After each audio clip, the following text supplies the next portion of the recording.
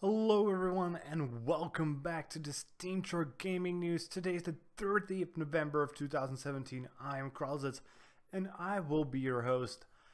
Today's news will be probably rather short. We got only two topics to talk about. One of them being that competitive PvP will be added into Destiny 2 sometime into 2018, and another fact that is sort of hilarious, sort of fascinating, and sort of scary. Pokemon Go probably contributed to over 100,000 car accidents since the time it was released. But we will start with Destiny 2. So we don't really have many details, to be honest. We just know that developer Bungie, the developer of Destiny 2, have said they will add competitive PvP into the Destiny 2 game sometime during 2018, and it is on the top of their priority list. And how the hell wasn't this in the game from the very start? Like, why? I don't understand developers these days. Destiny 2 is like one of the most obvious games just to put competitive PvP into. It doesn't have to be anything on the level of Counter-Strike or PUBG or anything really. Just give them like small battlegrounds with leaderboards. Is it really that hard to put leaderboards in? People will create competitive ladders out of that. All they need is leaderboards. Once you give them leaderboards or stats that can be exported easily outside the game, they will create competitive PvP for themselves. I think developers are sort of underestimating this these days. They are just like, okay, we need to have this super system that will encourage people to play our game in a competitive way. That can work for maybe 5 games a year, and if that number is high, because I want to say it's probably high, and just give us a system, and the people who like the game, who like the combat, who like the gunplay in a first-person shooter, will create a competitive scene for themselves. That's just how it works. If you don't give them data, if you don't give them just easy access to leaderboards, they will do it anyways, but it will be much harder for them. Just make it so the transition from casual to competitive is as easy as possible, and then if your competitive PvP scene catches on, then start adding systems to your game that will actually give people like bonuses and things like that.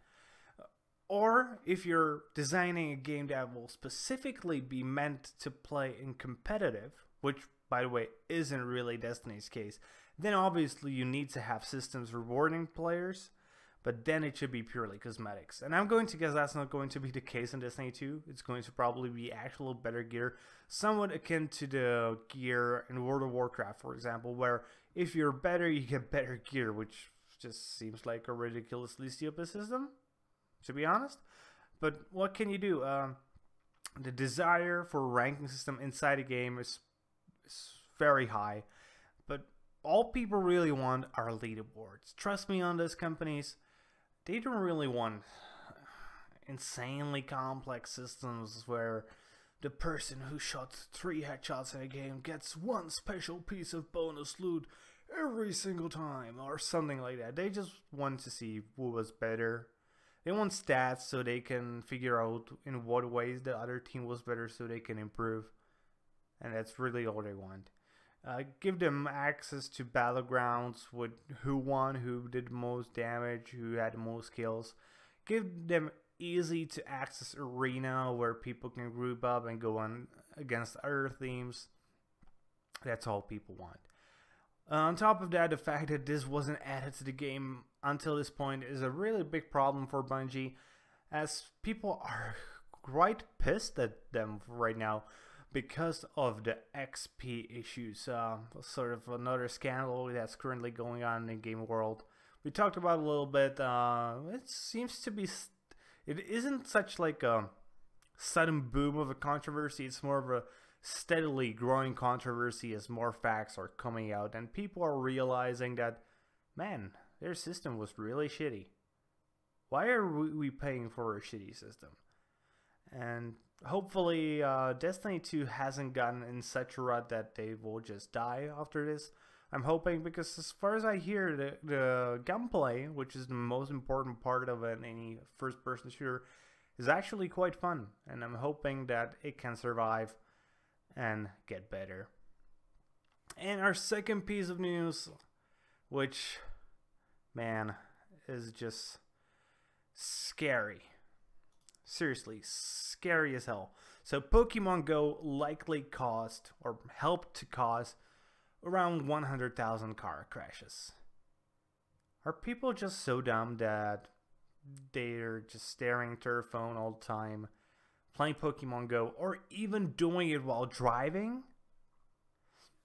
So there was a study produced by the researchers at Purdue University. They essentially took a look at police reports from, what was it called?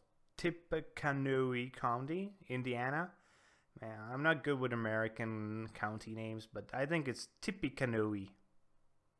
Who the hell came up with this name? And they were trying to look for patterns that would tell them what sort of influence the release of Pokemon Go had on patterns in car crashes. And the results were impressively bad. So after they tried like control for a lot of variables, because this really isn't a thing that is probably pretty straightforward. I'm going to guess that this was one of the harder studies they ever did. They found that over 500,000 in damages, at least 37 injuries, and 2 people dead were attributed to the Pokemon Go game. 2 people died just in one county. Think about that. It's probably the most deadly game of all time. And this is the problem I have with AR games. People aren't ready for them. And the fact that they need to be introduced in a way that people learn to work with the environment around them, and they shouldn't be put straight up into the quote-unquote real world. They should be, if you want to play an AR game, you shouldn't be forced to walk for miles. You should play the game inside the safety of your home, and it should be something stupid like, let's say, table tennis. So you imagine you could like just have your phone linked with another phone, and it will essentially work as a bat. And you would see like, you know, a net on the table, and you would see the ball. Yes, I realize that it was pretty hard, but this is actually a good thing that could happen for something akin to the Microsoft HoloLenses, which are pretty much AR taking outside a phone into glasses. And then it's actually pretty possible, you know, just you have these glasses on and you just play table tennis on a table. Any table. You don't need to buy the gear. I know the HoloLenses will be much more expensive than the gear, but on the other hand, you can probably do many more games, many more sports than just table tennis with them. For example, let's say mini golf, you know, but it needs to be done only in specific places, or the game needs to like ask you 3 times, are you sure the space you want to play this game in is safe? Be sure you aren't standing near traffic. Be sure you aren't standing near a rocket launching. You know, just make sure the environment around you is safe. And that needs to happen. And until that happens, AR will have a pretty big toll, not only on property, not only on injuries, but also on human lives, as this study shows. So they estimated that the game caused an increase of over 104,000 accidents, over 250 fatalities over the world, and 2 to 7 billion in economic costs. You can see the spreads are pretty high here, and it's because it's really hard to control for all the variables, and I understand why they are being, let's call it cautious. I would probably go with lower numbers, to be honest. I'm not sure that most countries really did go with these high numbers they are proposing. Though I'm pretty sure there were at least a few people who died because of this. And that's sad. And people need to think. I wonder how the Harry Potter AR game Niantic is working on will come out of this. I actually wish that there would be some researcher just like, okay, so the game came out now, let's just watch how many people died directly because of this. Because it's going to be pretty hard to, like, how did some of the people know whether somebody got crushed by a car and died because he was throwing turf on? Was it because of the Pokemon Go game?